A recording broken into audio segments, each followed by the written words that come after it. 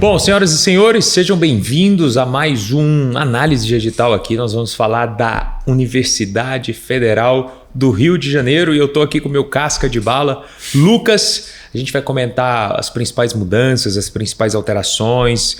A UFRJ que esse ano teve aquele vai não vai para o Enare, então alguns programas, né, Lucas, entraram para o Enare, outros ficaram, mas já vou te falar que ano que vem a tendência é que todos os programas da UFRJ eles estejam dentro do Enare, então pode ser que nós estamos vivendo a última análise de edital da UFRJ da história, Dom Lucas Lanfried. Então, a despedida. Seja muito bem-vindo. Bora, Lucão. Vamos lá, pessoal. Olha só, informações gerais, o que mudou do edital do ano passado para esse ano, um pouquinho de estatísticas e vamos então. Inscrições já estão abertas do dia 25/10 até o dia 5 de novembro. Então era até ontem, Pedro. Até ontem. Inscreveu. Foi. Taxa de inscrição R$ 620 e a quantidade de vagas é de 280 para acesso direto e para pré-requisito. Data da prova vai ser no dia 24 de novembro, início às 9 horas e o período de prova é de 4 horas e meia. Show? Fase única, prova teórica com 150 questões, tá bom? De múltipla escolha. Essa é uma dúvida, Pedro, que o pessoal manda às vezes. É prova discursiva da UFRJ ou é prova de múltipla escolha? Isso gera confusão porque ele coloca no edital para candidatos, quadro 3, que é área de atuação, ano adicional é prova discursiva. Perfeito. Mas para R1, que é o nosso foco aqui, é múltipla escolha. Justamente. Show? Recursos no dia 25/11 e resultado final dia 31/12. Olha só, para você comemorar o ano novo, a sua aprovação. Local de prova, acesso aos locais do concurso, depois eu mostro, ele dá até um mapa de onde vai acontecer a prova, cidade universitária, enfim, acesso ao centro de tecnologia. E a UFRJ, ano passado, começou com essa história de 150 questões, de 2018 a 2023 eram 100 questões normais, eles aumentaram o volume de questões. Tá aí na tela para vocês o mapa de onde você vai fazer a prova, né? Mapa de acesso, e ele coloca Centro de Tecnologia e o campus aí da UFRJ destacado, tá bom? Show de bola. O que a gente tem de hospitais importantes? Tá aí o quadro de vagas para vocês, anestésio, cirurgia cardiovascular, cirurgia geral, clínica médica, dermato, enfim, tem muita vaga, mas como o Pedro falou, você está sentindo falta de alguns programas. De acesso direto, ortopedia e oftalmo vão ser pelo Enare. E eu te pergunto, Pedro, que história é essa? Um pedaço? 2 programas de R1 foram para o Enare, mas 4 de pré-requisito, uro, reumato, nefro e pneumo, e área de atuação de endoscopia foi para o Enare, o resto foi no... Existiu uma pressão, existe até hoje uma pressão para que os hospitais federais, são hospitais nacionais, né, federais, eles façam parte do Enare, que é a maior prova do Brasil e é uma prova do governo federal, né? E a UFRJ foi uma delas. E aí a diretoria da UFRJ teve muito embate internamente, decidiu que esse ano, 2024/25, cada programa de residência médica poderia criar o seu critério, ou seja, ele poderia definir se ia fazer prova própria junto com a UFRJ ou aderir ao Enare. Mas existe uma tendência muito grande e forte que o ano que vem todos os programas não exista mais prova exclusiva da UFRJ. Assim como o FMG, o FPR, deve entrar tudo para o Enare. Então foi uma lei, digamos assim, uma ordem da reitoria falando, olha, cada programa decide para onde você vai. Aqueles programas mais preguiçosos, digamos assim, vamos usar esse termo, falaram, não quero nem saber, vai tudo para o Enare. Os outros falaram, não, vamos fazer uma provinha aqui só a gente, um clubismo e tal, e vamos tocar isso para a gente fazer essa prova de despedida. Olha só, e Ortop está sempre metida no meio nessa história. Ortop, toda vez que tem algum bafafá, algum burburinho, a Ortop está lá prestigiando. E Pedro, você já tinha visto isso acontecer em outra situação de metade, um pedaço, na verdade, de alguns programas irem para uma prova e a outra... Já vi em Goiás mesmo, no ano passado, no SES Goiás, que são os hospitais da Secretaria Estadual, eles falaram para cada hospital, digamos assim, aqui cada programa, mas eles falaram para todos os hospitais da rede estadual que eles poderiam aderir ao PSU ou ter prova própria via CGO. E nós tivemos, eu acho que 8 ou 9 hospitais que foram para o PSU, e o restante foi fazer uma prova do SES. Esse ano já mudou. A Secretaria Estadual disse que não iria ter opção, todos os hospitais estaduais teriam obrigatoriamente que aderir à prova da Secretaria Estadual de Saúde. Então é uma coisa que não é raríssima, né? É difícil acontecer, mas acontece nesses 8 anos, vai fazer 8 anos que eu mexo com residência médica, fui de banca por 3, eu já vi isso acontecer algumas vezes. Show. E o que mudou do edital do ano passado para o edital desse ano da UFRJ? Ele cita o Provab na pontuação adicional. Ano passado não tinha nada no edital falando sobre a bonificação do Provab, agora está aí para vocês. E também com relação a vagas destinadas aos povos tradicionais. Ano passado não tinha nada descrito com relação a isso, e esse ano ele coloca: serão reservados 5% das vagas ofertadas para os candidatos que se inscreverem. E que se autodeclarem o quê? Indígenas ou quilombolas. Combinado? Show de bola, e sempre com a questão de ter um número de vagas igual ou superior a 5, tá? Tem esse detalhe aí também, coloquei o print para vocês.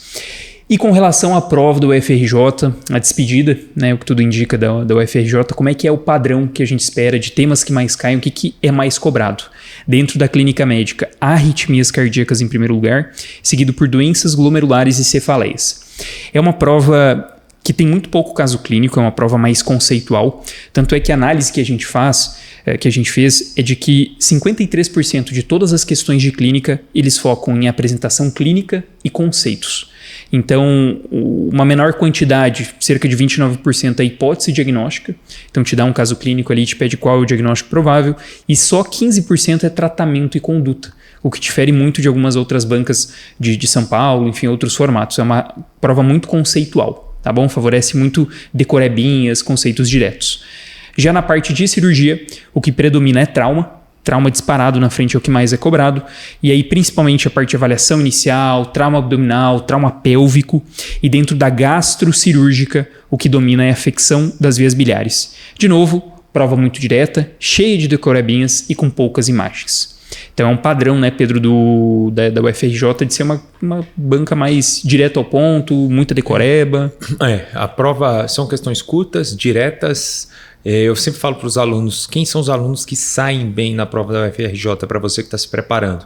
Fazer as provas de R+, é muito importante, Lucas, porque eles repetem muito, como são os próprios professores que fazem as questões, então normalmente eles fazem para o R+, e jogam para o R1, então essa é uma dica. A segunda dica, use e abuse de flashcards, porque aquela questão típica da UFRJ é assim, qual a doença que mais mata criança com menos de 5 anos?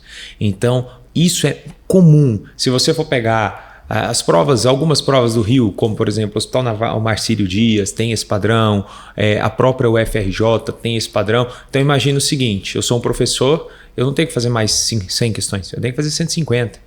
Uma hora vai vir questão ali, decoreba, rodapé de livro, quadros de sinais abaixo. Estou te falando isso porque eu já vivi, né, Lucas? Esse ano fiz questão por 3 anos. Então uma coisa é você fazer 5 questões. Outra coisa é o cara pedir para você fazer 20 questões. Cara, você faz as 5 ali primeiras, nas 5 em diante você vai epônimo, não sei o quê, porque é muito pouco provável. Porque uma questão bem feita, Lucas, você não tem noção tanto que demora.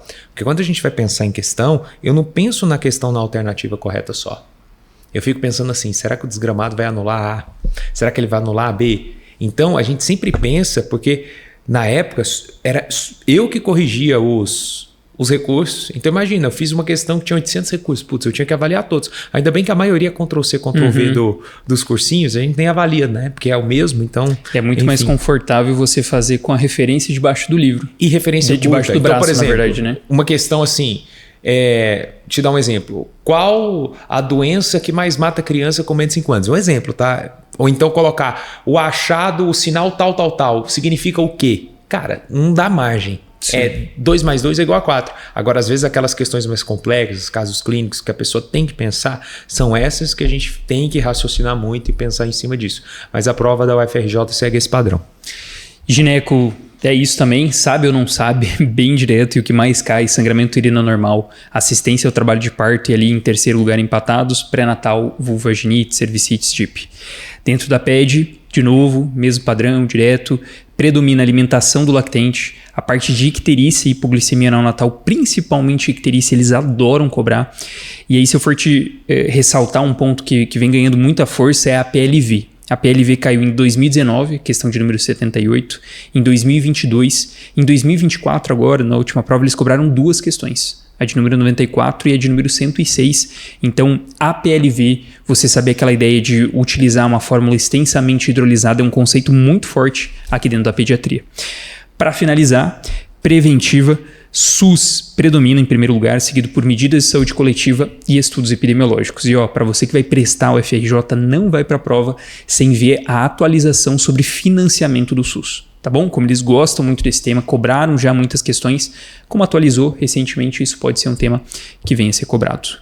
Então é isso, a gente termina aqui a análise da prova objetiva, que é o que a gente tem de fase de avaliação, e nos despedimos de vocês e talvez da prova da UFRJ, né, Pedro? É isso. E lembrando que se você quer uma prova tetinha que eu tô falando, que não tem segunda fase, terceira fase, que não precisa, vou lá fazer uma visita no Rio, fiz uma prova, vou embora. A prova não é igual do Marcílio Dias, que eu sempre falo que o Marcílio Dias é tranquilo, 50 questões, poucas horinhas de prova, você ainda almoça na praia. O FRJ são 150, então é um pouco mais complexo, você sai mais cansado, mas várias provas do Rio de Janeiro têm essa característica, fase única. Então você foi lá, fez a prova, você não precisa se preocupar com o currículo, você não precisa se preocupar com prova prática, com mais nada, é só ir lá e aproveitar no seu Réveillon a sua aprovação. Só lembrando a todos vocês, nós vamos deixar o link aqui embaixo, que nós estamos com o processo seletivo da mentoria aberto para 2025, uma mentoria personalizada, individualizada, é bem assim, pegar na sua mão, a gente vai caminhar juntos, né? E o que é legal, Lucas, é que saiu um ranking pré do Enari, um ranking que chama Olho na Vaga, que é o maior ranking do Brasil de concursos, e lá, para você colocar a nota, você tinha, além de colocar bonitinha a nota, você se inscrevia, você tem que colocar qual cursinho ou qual mentoria você fez. E você deve saber, né? Quem tá em primeiro, é surpresa nenhuma. Não é surpresa, é elementar, meu caro Watson, né? E é isso, pessoal. Então não se esqueça, obrigado, boa prova para você e até a próxima. E só antes de você ir, a gente vai deixar um PDF aqui com as estatísticas na descrição para você, para dar aquela focada na reta final. E é isso. Também vai ter o link das vagas da mentoria. Se você gostou desse vídeo, deixe nos comentários, deixe um like no vídeo, se inscreve no nosso canal para receber os demais e a gente se vê na próxima. Até mais.